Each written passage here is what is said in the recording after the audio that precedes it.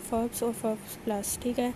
ये भी जो है ना ये हिरारिकल मॉडल ही है हमारे पास, लेकिन जो इतना ज़्यादा जो है ना कह लो कि फेमस मॉडल नहीं है। ज़्यादा हमारे पास MC-GAL और रोमिस बोहिम जो है वो ज़्यादा यूज़ होते हैं, ठीक है। लेकिन ये जो है ये आपके पास शॉर्ट क्वेश्चन में काफ़ी बार आया हुआ है, ठीक है।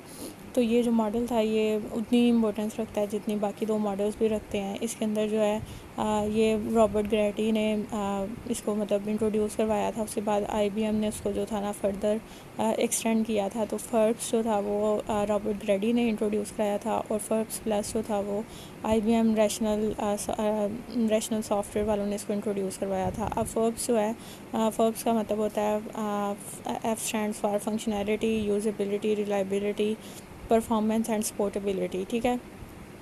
तो अब यहाँ पे फर्ब्स को उसने दो कैटेगरीज के अंदर बेसिकली डिवाइड किया हुआ है, एक फंक्शनल है और दूसरी आपके पास क्या है, नॉन फंक्शनल है, ठीक है।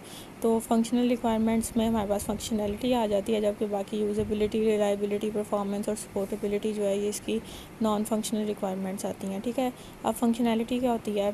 सबसे पहले फंक्शनैलिटी आपको पता है कि जो भी एक सॉफ्टवेयर की कैपेबिलिटीज़ होती हैं, जो काम उसने करने होते हैं, जो उसके फीचर्स होते हैं, उसको हम लोग क्या कहते हैं, फंक्शनैलिटी कहते हैं। सिक्योरिटी एक फ़ीचर है सॉफ्टवेयर का और मोस्ट इंपॉर्टेंट फ़ीचर है, इसलिए इसको हमने क्या कह दिया कि हमारे पास किस में रिलेट कर रहा है, फंक्शनैलिटी में।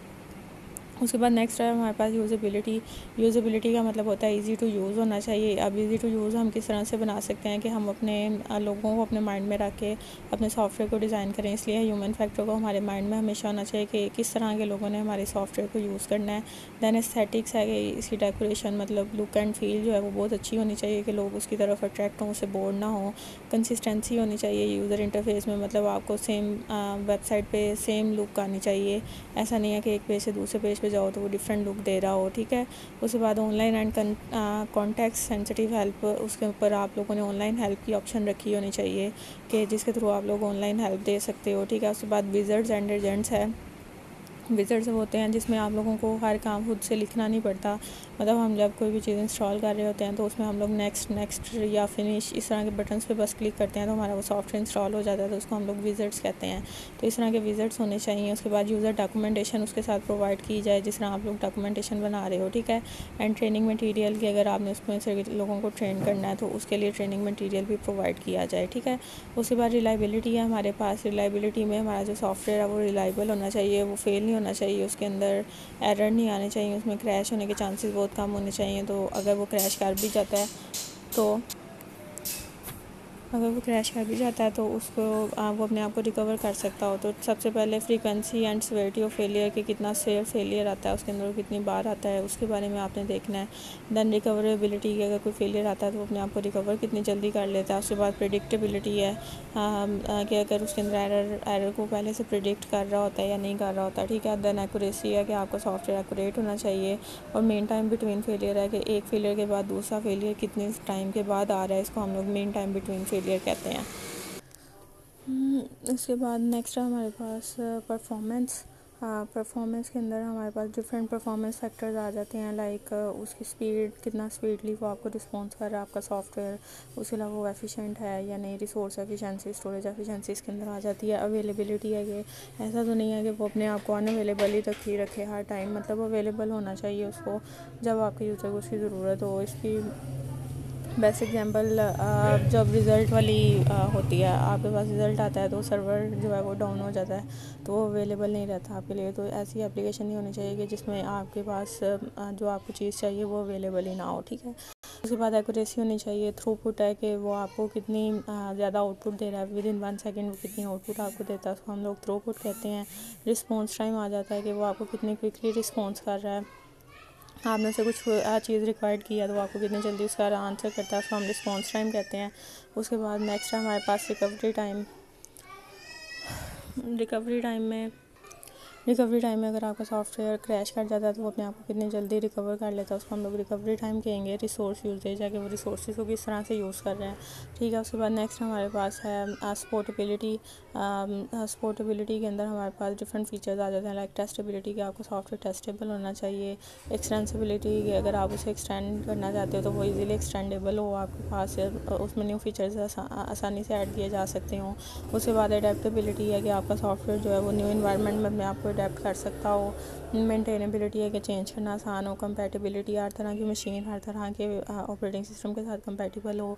कॉन्फ़िगरेबिलिटी है कि आपका सॉफ्टवेयर जो है वो इजीली इंस्टॉल हो सके, इजीली कॉन्फ़िगर हो सके। उसके बाद सर्विसबिलिटी है कि आपका सॉफ्टवेयर जो है वो अपनी सर्विसेज जो हैं वो प्रॉपर्ली प्रोवाइड कर रहा हो। इंस्टॉलेबिलिटी है, इंस्टॉल आसानी से हो जाए। और लोकलाइजेबिलिटी है, इंटरनेशनलाइजेशन है कि अगर आपके सॉफ्टवेयर को दूसरे सॉफ्टवेयर के साथ कम्युनिकेट करना पड़े तो वो इजीली कम्युनिकेट कर सकता हो। ठीक है, इसमें मैंने आपको बताया था कि हमारे पास फंक्शनल और नॉन फंक्शनल दोनों रिक्वायरमेंट्स को हमने ध्यान में रखा हुआ है। ठीक है, उसके बाद नेक्स्ट हमारे पास है ड्रोमिस क्वालिटी मॉडल।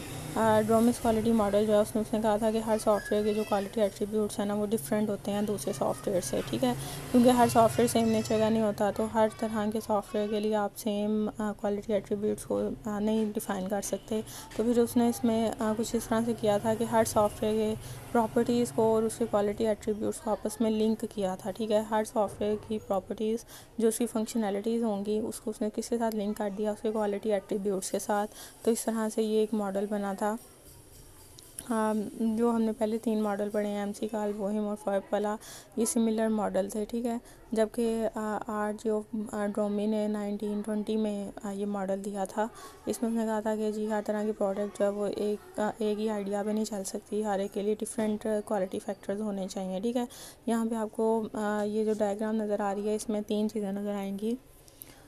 आपकी सॉफ्टवेयर प्रोडक्ट है, प्रोडक्ट की प्रॉपर्टीज़ हैं, मतलब प्रोडक्ट के फंक्शन हैं, जो भी इंटरनल, कंटेक्चुअल, डिस्क्रिप्टिव, वो सारे फंक्शंस उसने लिखे हुए हैं। और फिर उसने उसको किसके साथ लिंक किया हुआ है, क्वालिटी एट्रीब्यूट्स के साथ। अब इसमें उसने 5-6 पॉइंट्स लिखे हैं जिनको हमने देखना है। सबसे पहला है product properties that influence qualities. ठीक है, वो सारी की सारी प्रॉपर्टी जो आपकी क्वालिटी को किसी न किसी तरह से इफेक्ट कर रही हैं, पहले आपने उन्हें डिफ़ाइन करना है। ठीक है, लाइक करेक्टनेस एक प्रोडक्ट प्रॉपर्टी है।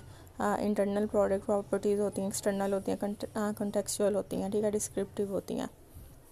उसके बाद सेकंड में उसने क्या कहा, हाई लेवल क्वालिटी एट्रीब्यूट्स, पहले प्रॉपर्टीज़ को डिफ़ाइन किया जाए, दैन उसके क्वालिटी एट्रीब्यूट्स को डिफ़ाइन किया जाए। उसके बाद means of linking the product properties with the quality attributes. उसके बाद आपने अपनी क्वालिटी प्रोडक्ट की प्रॉपर्टीज़ को किसके साथ लिंक कर देना है, क्वालिटी एट्रीब्यूट्स के साथ लिंक कर देना है। ठीक है, Dromey's quality model is further structured about a 5 step process है। तो उसमें क्या कहता है, choose a set of high level quality attributes necessary for the evaluation. पहले अपने सॉफ्टवेयर के लिए जिस भी नेचर का आप लोग बना रहे हो उसके लिए आप लोग अपने हाई लेवल जो एट्रीब्यूट्स हैं, क्वालिटीज़ जो हैं आपके सॉफ्टवेयर की, उन्हें डिफ़ाइन करो।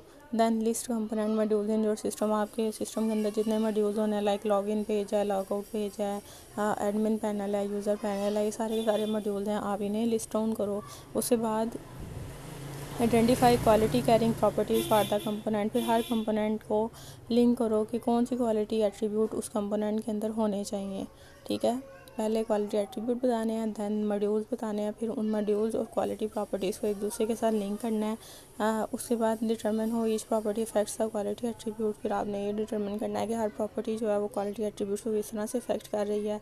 और then evaluate the model at identify weakness, उसके बाद आपने अपने मॉडल को इवेलुएट करना है और उसमें जितनी भी वीकनेस आपको लग रही हैं उसको आपने आइडेंटिफाई करना है। ठीक है, ये दोनों जो मॉडल्स हैं ये हमारे पास as a short question paper में पूछे जाते हैं। ज़्यादा जो है वो फर्ब्स के बारे में क्वेश्चन आया हुआ है, तो इन दोनों मॉडल्स को आप कर लेना। उसके बाद नेक्स्ट हमारे पास ISO 9126 है जो कल के लेक्चर में हम लोग करेंगे। ठीक है, ये डिटेल मॉडल है हमारे पास, इसके अंदर सारी एट्रीब्यूट्स के बारे में डिटेल में बताया गया है। तो यहाँ तक आपने इसको करना है।